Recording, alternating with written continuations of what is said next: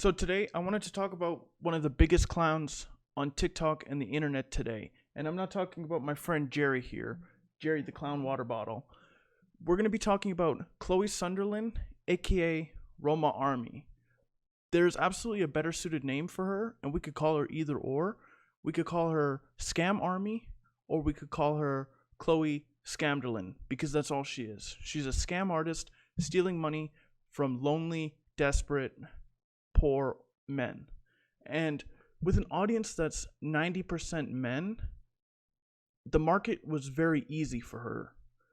She built this whole men's rights movement / mental health. And I agree that men need better mental health treatment, and we need to end the stigma on these types of things. And men, in some instances, do need help with their rights.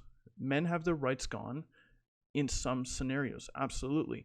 But I want to touch on what she's doing to these men who are desperate, lonely, in pain, missing their children, what she's doing to these types of people. She decided to sell nude photos on Patreon for $69.99 a month, US dollars. And to put that into perspective, she's a Canadian. So the conversion is extremely high at that price. So she's selling them nude photos at their lowest point in life while they're looking up to her. This is absolutely manipulative behavior. And she talks about women manipulating men for their wallets, for their money, for all of these types of things. And, I totally understand needing to make money doing what you're doing. Everything costs money nowadays. Lawyers, counselors, websites, everything costs money. You name it, it costs money. So making money isn't the bad part here. Everybody needs to make money, and if she can make money doing something that was helpful or benefiting other people, then absolutely, all power to her. But she's manipulating lonely men, and that's where it's bad. Like, she sells merch that says no dick on it and things like that, and I want to touch that too. She starts her merch line, which is very expensive, by the way. Absolutely expensive.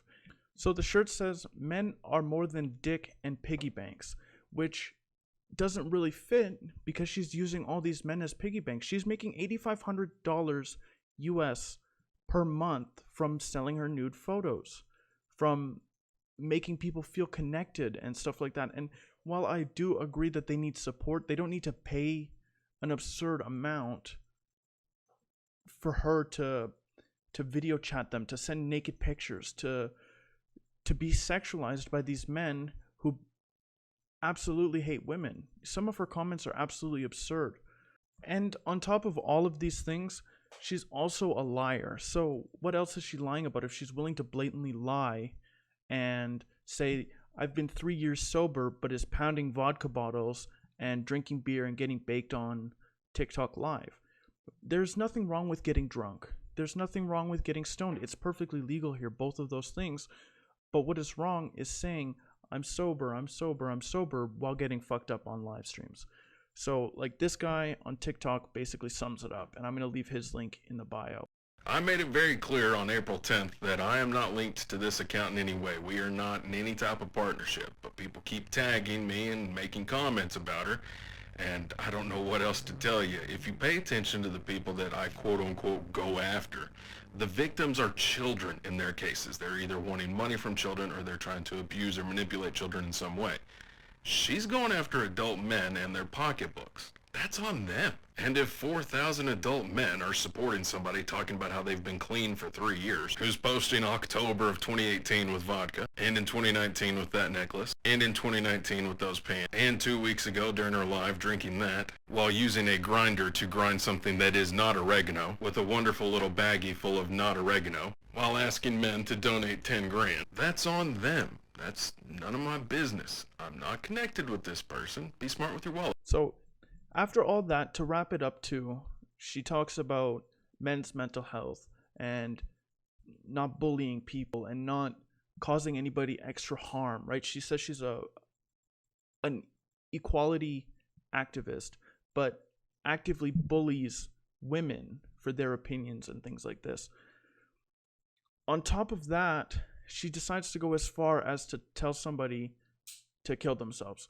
So as live streamers, we've all experienced, myself included, people come into your stream with messed up names or trick names, and they get you to try and say something bad. For example, Nick Gurr at the end. And if you say it nice and quick, it sounds like a racist word, right? Every single live streamer has dealt with this before, and every single live streamer I've ever seen has handled it in a much better way than she did. And I'm going to show you that right here. Anyways, so she didn't allow anyone to like see her husband's name so that people could like actually message her and be like, whoa, because I was wondering why she was, please say the N-word for my birthday. How about you kill yourself for your birthday? I'm just kidding. I'm just joking. That's too far. No, but honestly, So after blatantly telling someone to go kill themselves, she follows it up with the I'm just kidding. And you know, the damage was already done the second she said that, because for a rights activist to tell somebody, especially somebody who's advocating for mental health, to go kill themselves, you would think that she would understand the ramifications of that. I personally am an asshole to a lot of people who come in my stream and they bully my viewers. But somebody who's that type of role model, somebody who's advocating for the better of society, you should not be saying that to anybody, regardless of if they've come in with a troll name. It's a troll, it's a harmless joke, and I understand the power behind the word that they were trying to get her to say. But to tell somebody to go kill themselves was absolutely absurd, and allegedly she's done this on multiple occasions. So it's not just a one-off, like, oopsies. She goes on to say that people from where she is say this a lot, or that's just something that we do here. I'm from her city. My girlfriend is from the same city as her. We are all from the same city, and never once have we decided to tell somebody to go kill themselves for a mere joke, right? It's just completely absurd, right?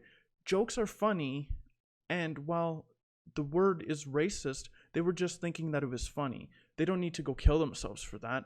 And sure, racism is wrong, but in a joking context, should we tell comedians to go kill themselves because they make racist jokes? Absolutely not. Somebody in this sort of stance should know better, and it's just absolutely absurd. She blatantly and openly either is joking about child abuse or is completely dead serious about child abuse, while she has a 3-year-old daughter as well. And I will play that video right here. Some of you guys didn't get beat as a kid, and it fucking shows. Some of you guys are so fucking rude and just arrogant. First of all, I never took sole responsibility for Clap Daddy disappearing. She talks about, oh, some of you guys are assholes. You guys obviously weren't beat enough as children. That's completely unacceptable for somebody who is a parent, right? I understand a spanking. I understand punishment. Put them in the corner, right? I have a perfectly good corner right there that a kid could stand in for 10 minutes after breaking something or lipping off or something along those lines. There's other punishments that don't need to be violent. Violence is not the answer. It's just going to create more violence. A lot of these women who are abusing these men come from homes like that, where they've been abused by parents. These men who are coming into relationships and abusing women are these same people that are being hit by their parents, by being beat by their parents. There's nothing wrong with a little spanking. There's everything wrong with hitting a child, right? And to advocate mental health, to only add to the problem, saying it's acceptable to abuse children. And as well, I don't think it's a joke, because in her comments, she also posted that it was okay to beat children, right? And there's an absolute difference between beating and punishment.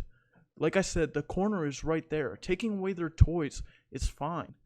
Hitting them in the face, punching, kicking, slapping, hitting them with phone books, all of these things are considered beating. With all that said and done, I would appreciate it if you liked the channel, subscribed, the video. I said that wrong, but that's okay, because you get the idea.